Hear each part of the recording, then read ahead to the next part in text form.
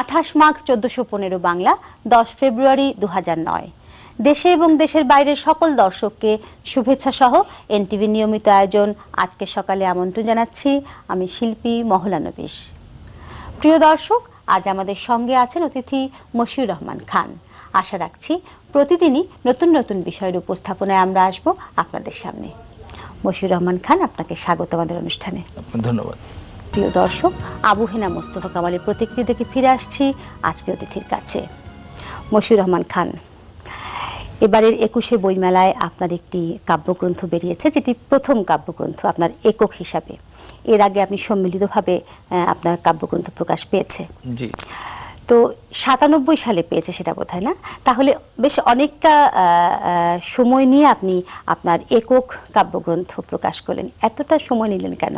এতটা সময় নেওয়ার পেছনে কারণ ছিল এই যে আমার কবিতা নির্বাচনের ক্ষেত্রে বা একটি বই নিয়ে সৃজনশীল কবিতা সহ পাঠকের কাছে দাঁড়ানোর জন্য যতটুকু সময় নেওয়ার প্রয়োজন প্রস্তুতি হিসেবে আমি তার ততটুকুই নেওয়ার চেষ্টা করেছি।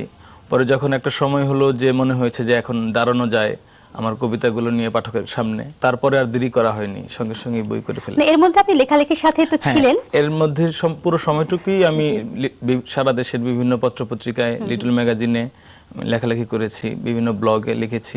যখন সন্তুষ্ট হয়েছেন যে এবার এই লেখাগুলোকে কাব্যগ্রন্থে নেওয়া যেতে পারে? না, আমার আগের লেখাগুলো এই বইয়ে আছে, শুরুর দিককার, মাঝখানের সময়কার, বিভিন্ন সময়ের বিভিন্ন চিন্তার যে লেখাগুলো এসেছে তার সবই স্থান পেয়েছে। কিন্তু এগুলো নিয়ে এক ধরনের মানে জটিলতা থাকে কবির নিজের, বানান নিয়ে, কবিতার গঠন নিয়ে, সাবজেক্ট নিয়ে। তারপর এগুলোর সঙ্গে একটা সময় মানে আপোষ রফা চলে, তারপর বইটা হয়ে যায়। হ্যাঁ, আমরা দেখতে পাচ্ছি বইটির নাম হচ্ছে পাখিদের রূপকথা। খুব সুন্দর মলাটে একটি বই। তো এই বইটির মধ্যে আপনি বিষয় হিসাবে কোন বিষয়গুলো উঠে এসছে? মানে আমি যে সমস্ত বিষয় নিয়ে লিখি তার সব ধরনের বিষয়ই এই কবিতার বইটিতে উপস্থিত রয়েছে। আমার লেখার মূল বিষয়গুলো গ্রাম বাংলা, সৌন্দর্য, প্রকৃতি, তারপর রাজনীতি, বিদ্রুপ, সব ধরনের চারপাশে যা কিছু আছে সবগুলোই কবিতায় উঠে আসে। আচ্ছা আচ্ছা। তো এবারের বইমেলা আমরা দেখেছি অন্যবারের থেকে একটু অন্যরকম। এবার ভবন নির্মাণের জন্য ভেতরে স্থানটা একটু কম থাকায় বাইরেও পরিসরটা একটু এদিকে বেড়ে গেছে, আবার বাইরে চলে এসেছে। আপনার কি মনে হয় এতে দর্শকদের বা পাঠকদের সুবিধা হয়েছে নাকি অসুবিধা হয়েছে? না, ভবন যেহেতু নির্মাণ হচ্ছে এটা দর্শক বা পাঠকদের জন্যই, ভবিষ্যতের জন্য। তো যেহেতু এবার মেলা চলে এসেছে, মেলা চলাকালীন ভবন নির্মাণ চলছে, তো কিছুটা তো পাঠকদের ক্ষতিগ্রস্ত করছেই। ঘুরে বেড়ানোর জন্য আগে যে পরিসরটা পাওয়া যেত, পরিবারের সবাই মিলে, বন্ধু বান্ধবরা মিলে, বিশ্ববিদ্যালয়ের সকল সহপাঠীরা মিলে যে একটা পরিবেশ পাওয়া যেত, বইয়ের ভুবনে ঢুকলাম, সেটাতে কিছুটা বাধা এবার লক্ষ্য করা গেছে। স্টলের পরিসরটা কিন্তু কমে গেছে। তবে যেহেতু মেলার প্রাঙ্গণে জায়গা কমে গেছে, তো সেই অনুপাতে আগে যে বড় বড় স্টলগুলো হতো তাদের আয়তন অনেকটা কমিয়ে ফেলার কারণে ততটা সমস্যা হচ্ছে না। আচ্ছা, বাংলা একাডেমির কর্মীরাও তৎপর রয়েছে। হয়তো আরো ভালো করলে, চেষ্টা করলে আরো সুন্দর করা যেত, আরো বেশি মানে মানুষকে ইনভলভ করতে পারলে ভালো হতো। জি, আপনার কবিতার সাথে আপনার সখ্যতা। তো কবিতার বাংলাদেশের বর্তমানের চিত্রটা কি? বাংলাদেশে কবিতার চর্চাটা অনেক দিন ধরে হয়ে আসছে। কারণ একটা অভিযোগ আমরা মাঝে মাঝে শুনতে পাই যে এখন কবিতার পাঠক কমে যাচ্ছে। এটা কতখানি সত্য? এটা যে একেবারেই সত্য বা এই বিষয়টি নিয়ে অনেক কথা বলবার আছে। বলুন। এখন বিনোদনের বিভিন্ন ধরনের ক্ষেত্র তৈরি হয়েছে, মিডিয়া আছে, ইন্টারনেট আছে, আরো বিভিন্ন ধরনের সোর্স তৈরি হয়েছে মানুষকে বিনোদিত করবার জন্য। সে মানে আগে যেমন একটা ছেলে ইউনিভার্সিটিতে পরে তার ক্লাস শেষ, বিকেলবেলার পুরো সময়টি দেখা যাচ্ছে সে কোনো সামাজিক সাংস্কৃতিক কর্মকাণ্ডের সঙ্গে জড়িত। তো এখন বিজ্ঞান ও প্রযুক্তির সুবাদে বা পৃথিবীর বিভিন্ন ধরনের ইনফরমেশন আমরা পেয়ে যাচ্ছি নানা সুবিধার কারণেই। তো সেই সুবিধাগুলো ভোগ করবার কারণে কবিতা কিছুটা মার প্রযুক্তির খাচ্ছে। সুবিধা যত পাচ্ছি আমরা, আমরা কি তাহলে বলবো যে কবিতাকে আমরা হারাচ্ছি? কবিতা হারাচ্ছে এই কথা আমি কখনোই বলবো না। এখনো মননশীল, সৃজনশীল বিভিন্ন ধরনের পাঠক, বিভিন্ন রুচির পাঠক সারা দেশে ছড়িয়ে আছে। তারা পূর্বেকার সাহিত্যকর্মগুলো পড়ছেন, দেখছেন। তো তাদের রুচিকে ধরে রাখার জন্য এই মিডিয়া খুব ক্ষতি করতে পারবে বলে আমার মনে হয় না। আপনার বইটি এবার মেলার প্রথম দিনে এসেছে। হ্যাঁ, আপনার কি মনে হয় পাঠকদের সাড়া কেমন পেয়েছেন এ পর্যন্ত? পাঠকদের অভূতপূর্ব সাড়া পেয়েছি। সবচেয়ে খুশি হয়েছে আমার বন্ধু বান্ধবরা, যারা আমার লেখার একটা বিশেষ শ্রেণীর পাঠক রয়েছে, তারা খুব খুশি হয়েছে। তারা মেলায় আসছে, প্রতিদিন বইটা দেখছে, আমার বই নিয়ে বিভিন্ন জায়গায় কথা হচ্ছে, আমার খুব ভালো লাগছে। আপনি লিটল ম্যাগাজিনের সাথে জড়িত ছিলেন, এখনো আছেন সম্ভবত।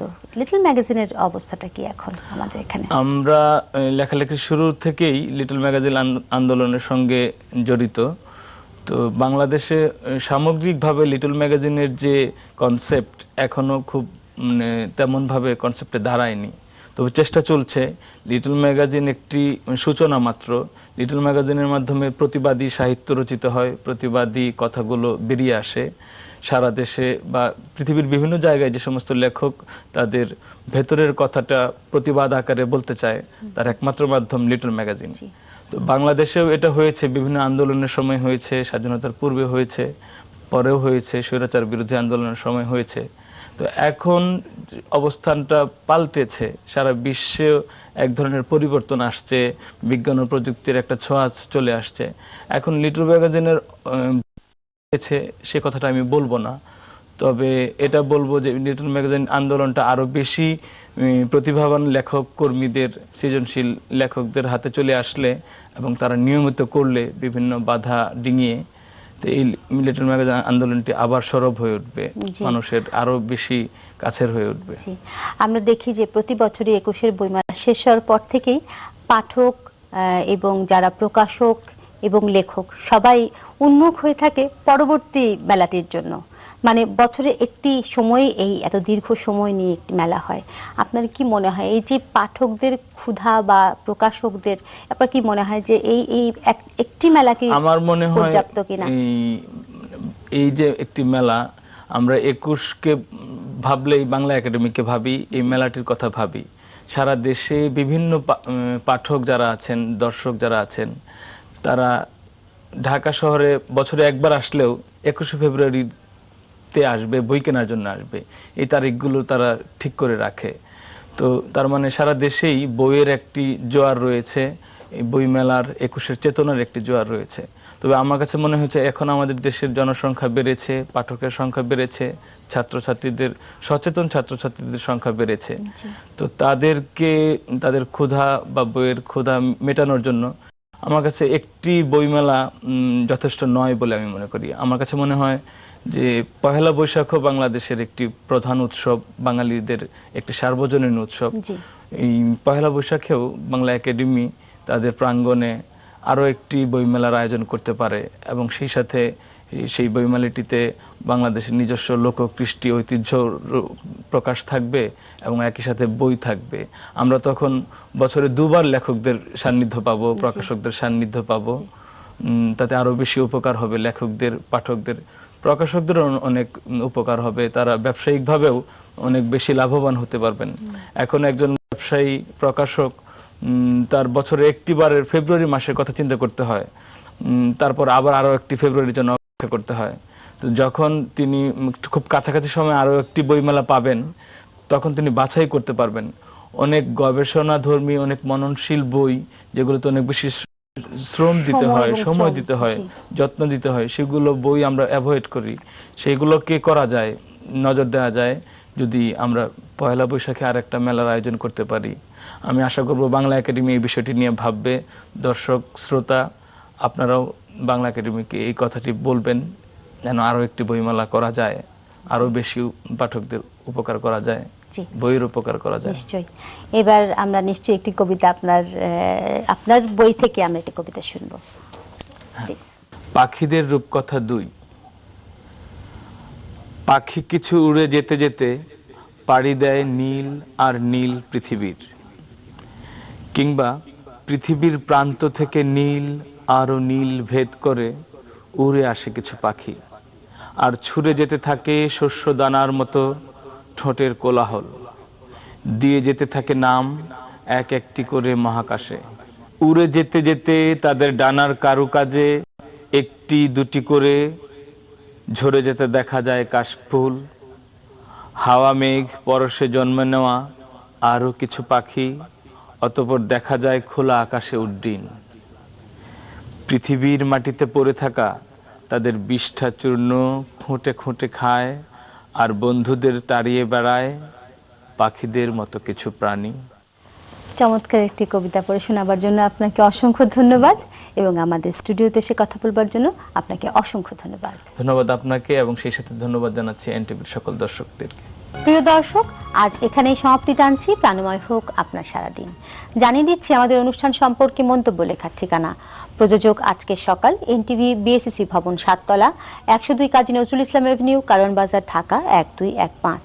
ফ্যাক্স 914338 থেকে 7 পর্যন্ত, আর ইমেইল করুন এই ঠিকানায় সকাল@ntvbt.com। মশিউর রহমান খান, আপনাকে আবারও ধন্যবাদ। আপনাকে ধন্যবাদ। শুভ হোক আজ সারাদিন।